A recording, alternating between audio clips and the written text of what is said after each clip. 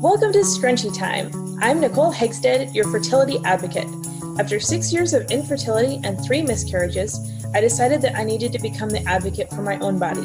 If you're exhausted from struggling to get pregnant and want to know more about how I can help, check out my website at www.nicolehegstead.com. And I'm Brigette May, your children's health expert.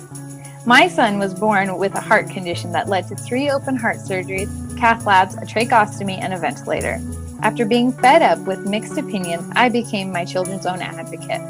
If your child's health is lacking, then check out my website at www.brigittemay.com to find out more how I can help. Put your hair up and pay attention while we discuss today's hottest topics concerning female hormones and healthy kiddos. We aren't silky. We aren't crunchy. We're scrunchy. Hello and welcome back to Scrunchy Time. So in today's episode, we're going to be talking a lot about what's new with Brigette. She's changing some things up with her lifestyle and her name even. And there's a lot of new stuff going on with Brigette. So she's going to be sharing all of that, and I'm just going to let her take it away. All right, thank you. So yes, first of all, I'll announce my name. So Nicole actually named me, so it's really, really exciting. I am now going by Be Wild. Just because it fits amazingly. Just in the process of rebranding and everything, she said it and it was just like, oh yeah, and never tried to think of anything else again. So as far as like switching things up and everything, I'm still obviously going to be talking about health and nutrition and like all the things because we have to have that. Can't steer away from that yet. So I'm still going to be doing all of that. But if you're following me on my new like Instagram page or Facebook at all yet, you'll see that I'm really focusing on like getting outside, living a quiet life, letting kids learn through play, all those kinds of things. And it's really important to me right now just because I believe like that's the stage of life I am in. So it just kind of keeps coming up and I can't help myself to share it. I have to share it. So, which just makes sense because one thing impacts another, like if you could be eating the healthiest diet in the world, but if you're still stressed, you're not going to be healthy. You're not going to be happy. You're going to still have a lot of issues and complications. So it all goes hand in hand. It's an overall arching lifestyle. But so I'm really excited to start incorporating all of that into our Instagram and Facebook sharing with you guys. So the podcast will still remain children's health and all of that. But if you're following me personally, that's where it's going to change a little bit. So, and then I'm also really excited in that. In this pursuit, I've been traveling for the last couple months. We've been doing an Airbnb life, which has been really fun. But our stay here at this last place is coming to an end, and I've been scrambling trying to find our next place to live and all of that, and nothing was working out. And so Nicole brought up to me, she's like, "What about van life?" And I was like, oh yeah. So I wanted to do van life. It's always Nicole. She's always got the good ideas. We do it to each other all the time. Yeah, we do. But about a year ago, I really wanted to do van life, but there was just some stuff about it that was like super scary because I'm not mechanical and I didn't want our house and our car to all be packaged in one, and like all the things for me, just obviously being a single mom with 3 toddlers and a dog, there's just some things that weren't quite ideal with it for me. So it just never kind of panned out and worked out, which obviously been a blessing. But started like looking into it again. I was like, oh yeah. So started Googling, and I was like, well, what if I pulled a camper? And so we actually got our it's not really a camper, it's like a teardrop size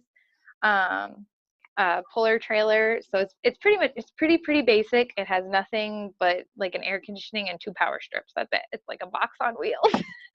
So super excited about it. So I think I can handle that. So we actually are going down to go get it next week.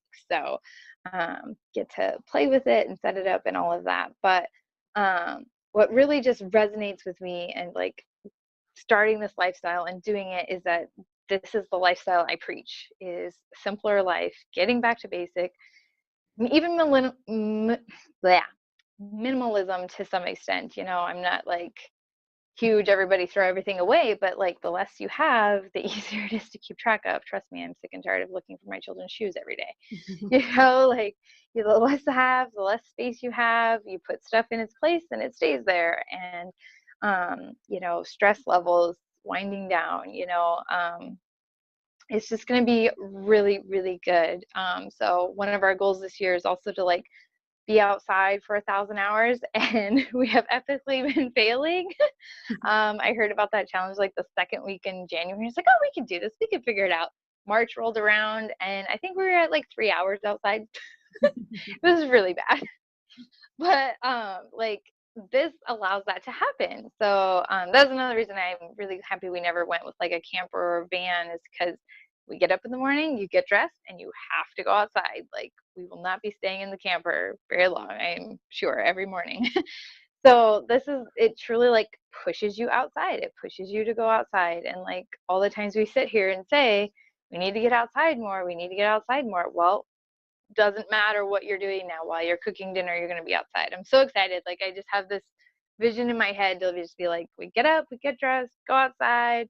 The kids are running around playing while I'm cooking breakfast, instead of like running around screaming and bored and terrorizing something, because they're ready to get up and move, and they actually can now, So it's not going to be all peaches and cream. I'm sure there's going to be moments like they're 3 and 2 and 1, and there's going to be moments, but like they can just get up that bent up energy, like everything I've been saying and that we need to do and that we need to change. This is one way how to do it. I'm not saying everybody needs to go live in an RV or a van, but this is one way that I see is like for us is exactly where I feel we need to be headed and in the direction. And that's just super, super beneficial for us and the struggles that we have with healing and getting towards that clearer mindset and better health and all of that. So really excited about it. So I will be vlogging about that on my website as well, hopefully. I still have yet to start that up, but that is my goal, is to blog our journey and through video, and it'll be posted on my website and on YouTube. So, yeah. Cool. I am so excited for you. I know, I don't know if our listeners know this, but I know we lived in a van for 10 months, my husband and I, and it was such a simple life, and I loved that. I loved so much about it, and we have really missed it in a lot of ways. God has just moved us to where we are now, where it's better for us to be here, but someday, fingers crossed, we definitely want to do it again as well. So I think there's an aspect of envy here of gets to go through. I know, I feel bad, but I'm like, oh my gosh, we're doing this now, and she's like, oh, we still can't do that yet. There's been a great benefit too of I've been able to point you in directions, I think. Yes, good questions. it's so helpful. I've even wondered, well, maybe we did the 10 months in the van just to help you get started correctly, so right. Yeah, who knows. I'm happy for it. Yeah. So no, It's been super beneficial, because it is hard to be like, you're moving from, where we are now. So I moved, well, it's technically a 15-hour drive, but I made it 19 hours because of stops and stuff. But in my car, like I just threw whatever fit in my car is what we took, and believe me, that car was packed. But that's what we took, and we came here. So it's not like we have much anyway, but it still is like, I still had a house to like come and be like, spread out and be. So definitely helped with like, what do you really need and how to store it and saving space and all that. It's super helpful, and sometimes way more complicated than you think it is. Well, and the other issue too is, in times past, there have been nomadic peoples, there have been tribes of people that move all the time. There was, I don't remember who said it, but someone was talking about a tribe of Native Americans that their entire village could be packed in 15 minutes, and they were on the move. Wow. And I mean, that is super impressive. And it's like, clearly they lived this way. Like, clearly, like, Hmm. we do have this overabundant concept of stuff. And yeah, our Yeah. society is a little different, so we do need more things than, you know, what they would have needed. Because their entire tribe would have been their society, their entire tribe would have been understanding of that lifestyle. Right. Like, I think the biggest issue with some of this stuff is, sometimes the society that surrounds us is not accepting of it. Like, what do you mean you're gonna live in your camper, you know? Right. And so but it's goofy, it's foolishness, because it's like, I have a roof over my head, I'm feeding my children, we're warm, we're cool, whatever we need to be in the off season, you know, and Yep. I'm doing something that I love, and that's all that matters, is that I'm Yeah. doing what I love for my life. So I think that Yeah. Well, I see so much of it as for us is stability, even for us, Mhm. honestly, because we've had, so for those of you that don't know, I've recently gone through a divorce. We've been separated for almost 2 years now. It caused me to move and then move again. And then we moved, to do the Airbnb thing for a while. And it's all been good and healthy moves and for the right reasons, and always for the better. But it's still like, this isn't our home, and like, our lease was coming up on this place, and I was, talking to my 4-year-old, almost 4-year-old, about like, okay, well, we're gonna find a new place to live, and he could just tell it's like, okay, but I thought this was our house, and I just feel like, having your house with you, and also recognizing that home isn't your house. Home is your mom, home is your sister, home is where the people are that you love, and that's what you need to find comfort and security in, and not this one specific location. Or even in yourself, like, I Yeah. totally agree with you. Through the van life, I so identified with the fact that my husband was my home. Like, as long as he Mhm. and I were together, that was all that mattered.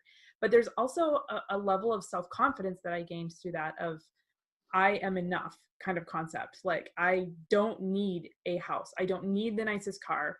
Like, yeah, I live in a van, doesn't matter, I'm me. I'm no different today than I was the day before I moved into the Yeah. van, or the day before I thought about moving into the van. And people start to act like you're a totally different person, and it's, no, I'm the same exact human being.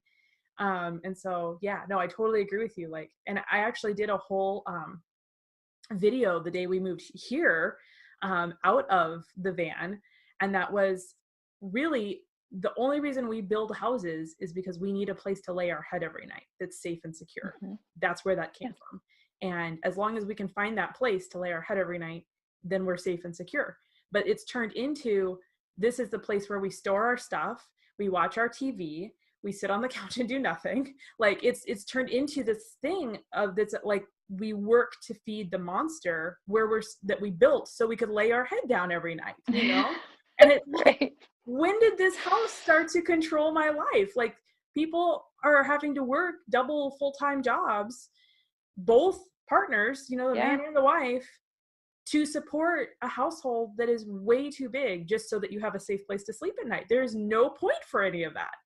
Yep. So anyway, sorry, mini rant from me. No, no, no. We're kind of on two different levels with it too, though, because like I'm have like children to think about, Right. and you're like, you've done it and have the adult point of view. So it's like awesome. Like we have this perfect balance of like, Yeah. I'm over here like, it's great for my kids, and you're like giving all the other reasons, like, yeah, the workforce and everything. Like, why do you have a house? Like, and then you go to work to pay for that mortgage, and like, so I actually was looking at buying a house. The area we're in, we love it, and um, it just was like horrible.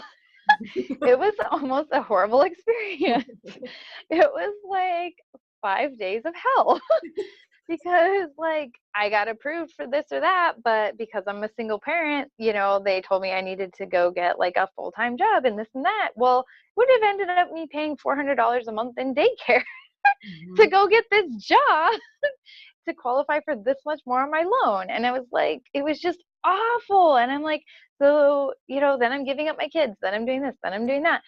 And no, that's not life. Like, I'm not working to put a roof over our heads. in that sense. Like, no, that's not where our stability lies. It's not in a house, you know? Right. And that's just, just ridiculous. So I'm not there anymore. And it was a very quick transition of like, okay, boom, boom, boom, move on. So, but yeah, like, I mean, we hope someday. My goal in the end, I was thinking, like, I'm thinking like my plan tentatively, because obviously life has no plan over here apparently, but like tentatively my plan would be to like buy a piece of land and build a tiny house on it someday. But like to actually like go buy a house and get the mortgage and pay for it and have to go to work and leave my kids doesn't make sense to me. Like, that's not why I have kids. Absolutely. So Absolutely. yeah. So I actually obviously been on YouTube with the tiny houses, and there was a single mom on there who built a tiny house with her 3 kids, and the video just literally made me cry because she had her kids help her, and so she was there guiding them and helping them with all the tools and everything. But in the video, one of the lines that she said was, every piece, every board, every nail, every screw in this house has a memory with it because we did this together. We built our life together. And I'm like, that's what a house is. That's what it's made of, is doing it together. And like, this is what we want. And just, I mean, I don't know, that's just a huge experience I would love for my kids to have, is like, we built this house. You'll have that with the camper too, because we had that with the van. Like, yeah, we even had the last day, we were kind of at a time crunch because we had friends who were moving into the house that we owned, and they were moving in that day, and we were like, all right, well, we're living in the van, but there's still some things we need to finish up. So we were like still working in the garage and that kind of thing. And their kids came out and helped us hold stuff while we screwed, and it was amazing. It was an amazing community of just like this last day that was down at the final crunch, and all the kids were like, what can I do for you? Do you need more screws and stuff like that? And there really is like a community around that kind of stuff. And so, but yeah, you will have those kind of memories even in the camper of like, I designed this. I thought through every process. There's a reason for every item that's in here. And it's amazing. So.